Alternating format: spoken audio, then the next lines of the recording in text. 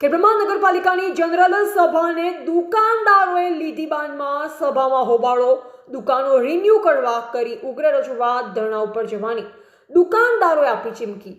ખેડબ્રહ્મા નગરપાલિકાની યોજાયેલ જનરલ સભામાં નગરપાલિકા સંચાલિત કાશી વિશ્વનાથ મંદિર સામે આવેલ ગાયત્રી કોમ્પ્લેક્સની દુકાનદારો દ્વારા દુકાનો રિન્યુ કરી આપવા બાબતે ચાલુ સભામાં જઈ અરજી રૂપે આવેદનપત્ર આપી પોતાની રજૂઆત કરતા ઉપપ્રમુખ દ્વારા સભામાં આવી રજૂઆત નહીં કરવા અંગે બોલાતા વિરોધ પક્ષના સભ્યોએ દુકાનદારો તરફી બોલતા જણાવ્યું કે દુકાનદારોને આવી રજૂઆત કરતા રોકી શકાય નહીં અને તેમની રજૂઆત સાંભળી નિર્ણય કરવા સૂચન કર્યું અને શાસક પક્ષ અને વિરોધ પક્ષ વચ્ચે તૂતુ મેમે થઈ હતી।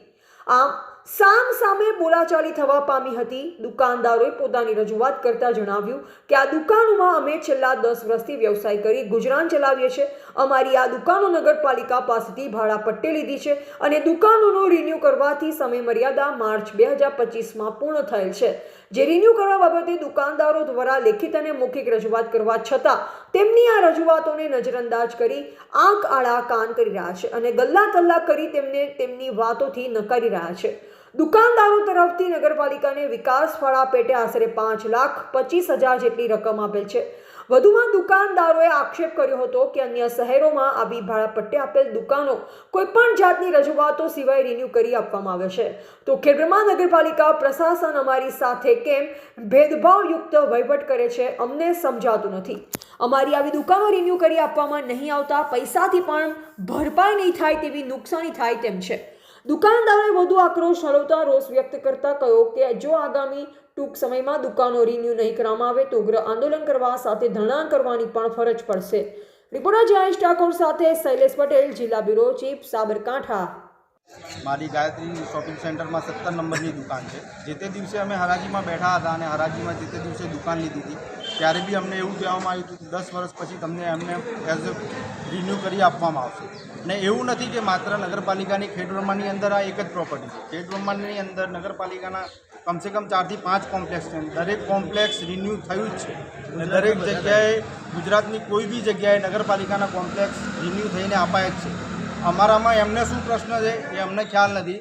આજથી 2-2.5 મહિના પહેલાં અમે ચીફ ઓફિસરને અરજી બી આપી હતી કે અમારી રિન્યુની ડેટ પૂરી થઈ ગઈ છે, અમને ફરીથી રિન્યુ કરી આપવા વિનંતી।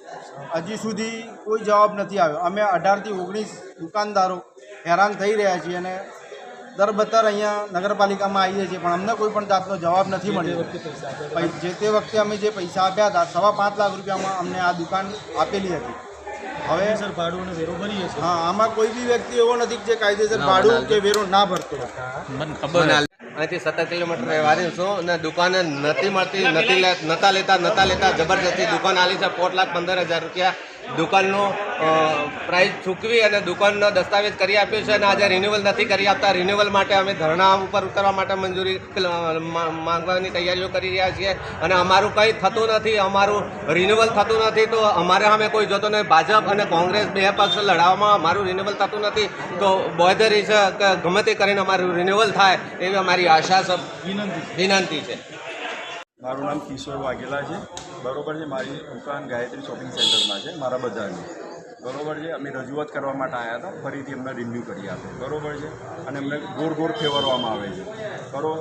હવે એ લોકોને જે બોડી અત્યારે કરંટ બોડી જે બેઠેલી છે, જે સત્તામાં છે, એ લોકોના અંદર વિવાદના કારણે અમારા વેપારીઓનું અહિત થઈ રહ્યું છે, બરોબર છે।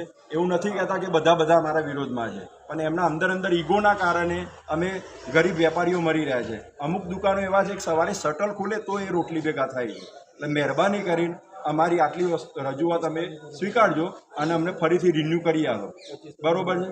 અને મુદત ઓલરેડી પૂરી થઈ, અત્યારે 6 થી 7 મહિના થઈ ગયેલા છે। મેં આગળ બી રજૂઆત આપેલી છે, બરોબર છે, જે આઈ થિંક 2-2.5-3 મહિના પૂરા થઈ ગયેલા છે પણ હજી સુધી કંઈ નિર્ણય લેવાયો નથી। ખેડબ્રહ્માની બીજી પ્રોપર્ટી રિન્યુ થાય